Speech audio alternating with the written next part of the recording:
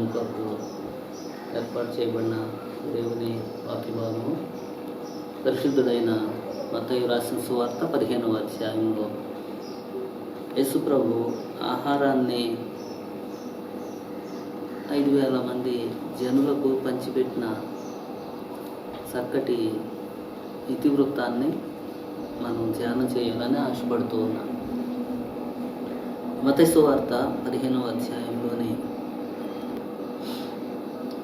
33వ వచనం నుండి 39వ వచనం వరకు గల మాటలు జాగ్రత్తగా గమనించినట్లయితే అక్కడ జనసమూహంకు ఆహారం కావాలి అని చెప్పి యేసుప్రభు వారు చెప్తున్నారు. ఎందుకంటే 33వ వచనంలో అంతటి యేసు తన శిష్యులను పిలిచి, ఈ జనులు నేటికి 3 దినముల నుండి నా యొద్దనున్నారు, వారికి తిననేమియూ లేదు గనుక వారి మీద కనికరపడుతున్నాను, వారు మార్గంలో మూర్చుకోదరేమో అని వారిని ఉపవాసంతో పంపివేయుటకు నాకు మనస్సు లేదని వారితో చెప్పగా, ఆయన శిష్యులు ఇంత గొప్ప సమూహమును తృప్తిపరచుటకు కావలసిన రొట్టెలు అరణ్యములో మనకు ఎక్కడి నుండి వచ్చునని ఆయనతో అనిరి. పిల్లరా, ఈ మాటలు మనం జాగ్రత్తగా గమనించినట్లయితే ఇక్కడ కొంతమంది జనసమూహం యేసుప్రభు యొక్క వాక్యము వినడానికి వచ్చారు. వారు 3 దినాలు ఏకదాటిగా దేవుని వాక్యాన్ని వింటున్నారు, కానీ ఎవరికీ ఆకలి కాలేదు. 3వ దినం అయిన తర్వాత వారు వెళ్ళిపోయే సమయం వచ్చినప్పుడు ప్రభువారు శిష్యులను అడుగుతున్నారు. ఏమనంటే, అయ్యా, వీరు 3 దినాల నుండి ఇక్కడే ఉన్నారు, నా దగ్గర ఉన్నారు, వీరు భోజనం చేయలేదు కనుక వీరు దారిలో సమస్యలు వారికి ఏదైనా ఆహారం పెట్టండి అంటే, అక్కడ ఇంచుమించుగా 4,000 మంది పురుషులు ఉన్నారు, స్త్రీలు పిల్లలు కాకుండా. ఈ 4,000 మంది పురుషులు ప్లస్ స్త్రీలు ప్లస్ పిల్లలు, వీళ్ళందరికీ తగినంత ఆహారం ఎక్కడి నుండి వస్తుంది? అరణ్యంలో ఉన్నాం కదా, మనం కొని తేవడానికి కూడా అవ్వదు కదా అని శిష్యులు ప్రభువుని అడిగినప్పుడు, మీ దగ్గర ఏమున్నాయి అని అడిగితే అక్కడ వారు చెప్పారు, 7 రొట్టెలను కొన్ని చేపలు మాత్రమే ఉన్నాయి. అప్పుడు యేసయ్య వారిని నేల మీద కూర్చోమని ఆజ్ఞాపించి వాటిని తీసుకొని చేతిలో పట్టుకొని కృతజ్ఞతాస్తుతులు చెల్లించి విరిచి తన శిష్యులకు ఇచ్చి పంచిపెట్టమని చెప్పారు. ప్రియులారా, 3 దినాలు వారు భోజనము లేకుండా క్రీస్తు ప్రభువు చెప్పిన మాటలు వింటూ ఉన్నారు. దేవుని వాక్యం సెలవిస్తుంది, మనుష్యుడు రొట్టె వలన మాత్రమే కాదు, దేవుని నోటి నుండి వచ్చు ప్రతి మాట వలన జీవిస్తాడు అని. నాకున్న వ్యక్తిగతమైన అనుభవంలో ఉపవాసం ఉంటే, లేకుంటే దేవుని సన్నిధిలో నీవు గడిపితే 3 దినములు లేకుంటే కొన్ని దినములు నీవు దేవునితో సహవాసం చేస్తే నీవు ఆకలి కొనవు.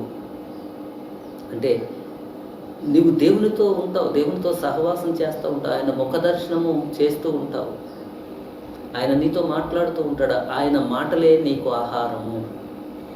అందుకే యోహాను సువార్త 6వ అధ్యాయంలో ప్రభు చెప్పారు, జీవాహారము నేనే, నీ జీవమును జీవింప చేయగలిగిన ఆహారము ఆయనలో ఉన్నది, ఆయన మాటలలో ఉన్నది. ఆ మాట నీలోనికి రావటంతోనే నీలో ఆకలి కలగకుండా నీకు తృప్తి కలుగుతుంది. ఆ తృప్తి చేత నీవు బ్రతుకుతావు. క్రీస్తునందు ప్రియులారా, 3 దినాలు ఏకదాటిగా యేసుప్రభు వారు మాట్లాడినట్టు వారు వింటూ కూర్చున్నట్లుగా ఇక్కడ మనం చూస్తున్నాం. కానీ 3వ దినాన్ని వారు వెళ్ళిపోయేటప్పుడు ఏమైనా వారికి ఆకలి కావచ్చు. ఆ ఆకలి చేత 3 దినాలు ఉపవాసం ఉన్న కారణం చేత మూర్చుకోవచ్చు. మా సంఘంలో ప్రతి సంవత్సరం జరిగే ఉపవాస కూడికలకు నాకు తెలిసి మా సంఘ బిడ్డల్లో చిన్న బిడ్డల దగ్గర నుండి పెద్దవారి వరకు ఇంచుమించుగా అందరూ ఆ 3 దినాలు ఖచ్చితంగా ఉపవాసం ఉండి ప్రార్థనకు వస్తారు. ఆ 3 దినాల్లో ఎవరి ముఖంలో కళ తగ్గినట్టు కానీ, ఎవరు ఆకలి కొన్నట్టు ఉండటం కానీ నేను ఎప్పుడు చూడలేదు, ఎవరి దగ్గర నుండి సాక్ష్యం ఉండలేదు. ఆ 3 దినాలు వారు సంతోషంతో ఉండటం మాత్రమే నేను చూశాను. సంతోషంతో వారు జీవితాల్లో ఆనందాన్ని దేవుని దగ్గర గడపడం చూడగలుగుతున్నాం. పిల్లరా, ఇలాంటి పరిస్థితి నీకు దేవుని వాక్యము కలిగినప్పుడు నీకు ఖచ్చితంగా నీ జీవితంలో ఉంటుంది. అయితే అక్కడ ప్రభు గొప్ప అద్భుత కార్యం చేశారు.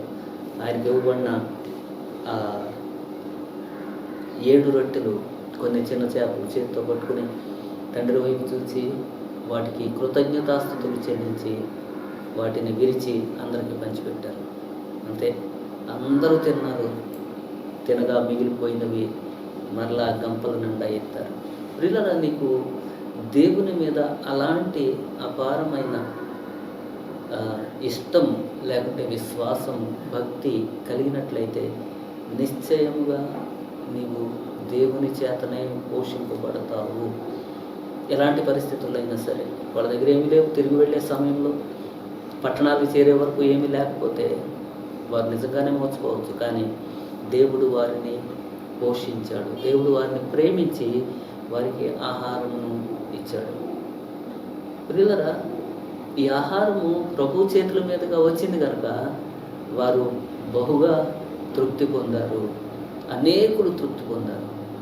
సో దేవుడు నీకు పంపించే ప్రతి ఆహారము లేకుంటే ప్రతి జీవ సంబంధమైనది నీ జీవితానికి మేలుని తీసుకుని వస్తుంది.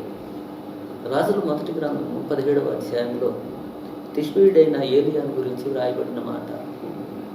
ఆహాబు దగ్గరకు వెళ్ళి, జాగ్రత్త, నీవు చేసిన పాపముల కారణం చేత భూమి మీద వర్షము రాదు, మంచు కూడా కురవదు అని చెప్పి వెళ్ళిపోయి అతడు దేవుని సముఖమునకు వెళ్ళినప్పుడు దేవుడు ఆయనతో మాట్లాడుతున్నాడు. ఏలియా, నీ వెళ్ళి కెరీతు వాగు దగ్గర దాక్కో. అంటే అతడు కెరీతు వాగు దగ్గర ఉన్నప్పుడు దేవుడు కాకుల చేత ఆయనకు ఆహారం పంపించాడు. దేవునికి మహిమ కలుగునుగా. ఉదయము రొట్టె మాంసము, సాయంకాలము రొట్టె మాంసము ఆయనకు ఆహారం వచ్చింది. కెరీతు నది దగ్గరలో ఉన్న నదిలో నుంచి ఆయన నీటిని త్రాగుతూ ఉండేవాడు. అదైన తర్వాత అక్కడే ఉన్న ఒక పట్టణంలోనికి ప్రభు ఆయనను పంపించాడు. అక్కడికి వెళ్ళి ఒక స్త్రీ, విధవరాలైన స్త్రీ ఉంది, ఆమె నిన్ను పోషిస్తుంది అని చెప్పాడు ప్రభు. ఎంత ఘనకార్యం చూడండి. ఒక విధవరాలు చేత ఏలియా ప్రవక్త పోషింపబడు. ఏలియా ప్రవక్తకు ఆహారము ఒక విధవరాల చేత ప్రభు అందించడు. ఆమె సారేపతు అనే చిన్న గ్రామంలో ఉంటుంది. అక్కడికి వెళ్ళినప్పుడు ఆమె దగ్గరికి వెళ్ళి, అమ్మ మంచినీళ్ళు ఇవ్వు అంటే తీసుకురావడానికి వెళుతుంటే అదే చేతితోటి ఒక రొట్టె కూడా తీసుకురామన్నాడు ఆయన. అయ్యా, నా దగ్గర కొంచెం పిండి కొంచెం నూనె ఉంది, అది తిని మేము చనిపోదాం అనుకుంటున్నాం. ఎందుకంటే వర్షం లేదు, పంటలు లేవు, మొత్తం జనులందరూ చచ్చిపోతున్నారు. అప్పుడు ఆయన అన్నాడు, నేను చెప్పింది చెయ్యమ్మా, దేవుడు నీకు సమృద్ధిగా ఇస్తాడు. వెంటనే ఆవిడ ఏమీ మారు మాట్లాడకుండా ఒక అప్పము చేసి తీసుకుని వచ్చింది. ఆయన తిని వెళ్ళిపోయాడు. మరలా 3.5 సంవత్సరములు వర్షము కురిపించే వరకు ఆ తల్లి, ఆ కుమారుడు భోజనం చేశారు. ఆ దైవజనుడు ఏలియా కూడా భోజనం చేశాడు. విధవరాలు ఏమీ లేని తల్లి. ప్రియులారా, గమనించండి, నీకు ఏమీ లేకపోయినా సరే నీవు దేవుని మాట వింటే పోషింపబడతావు. నాకు మన ఈ లాక్డౌన్ వచ్చిన తర్వాత అన్నిటికీ టైట్ అయిపోయింది. అందరూ పాపం పనులు లేవు, ఆహారం దొరికే పరిస్థితి కూడా చాలా కష్టంగా ఉంటుంది. ఈ పరిస్థితుల్లో కూడా కొంతమంది భక్తి గల బిడ్డలు వారి ఆహారంలో కొంత తీసుకుని వచ్చి దైవజనులకు ఇస్తున్నారు. నాకు ఒక స్త్రీ, ఒక ఆవిడ ఫస్ట్ టైం అనమాట, ఒక ఆవిడ ఉల్లిపాయలు, కూరగాయలు అవన్నీ తీసుకుని వచ్చింది పొద్దున్నే. ఏంటమ్మా అంటే, అయ్యా లాక్డౌన్ వచ్చింది కదా, మరి మీరు ఎలా పోషింపబడుతున్నారో తెలియదు, అందుకని బహుశా దేవుడు నాతో మాట్లాడాడు, అందుకనే తీసుకుని వచ్చాను. నేను దేవునికి కృతజ్ఞతాస్తుతులు చెల్లించాను.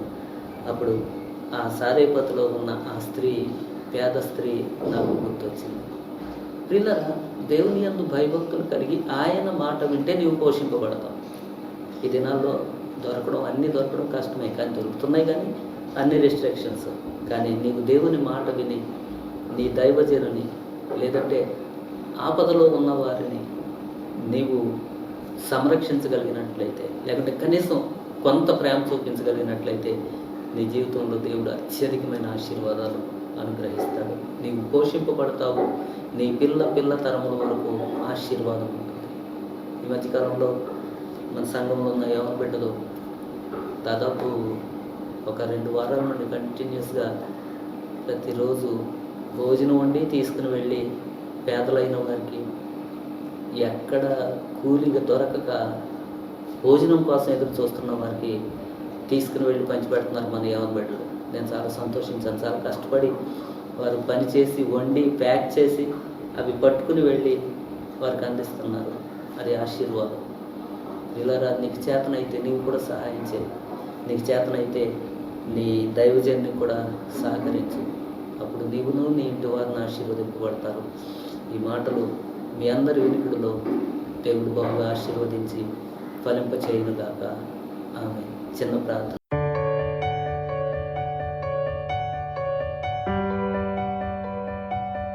మహోన్నతుడు అయిన తండ్రి, నీకు వందనాలు, స్తోత్రాలు నాయన.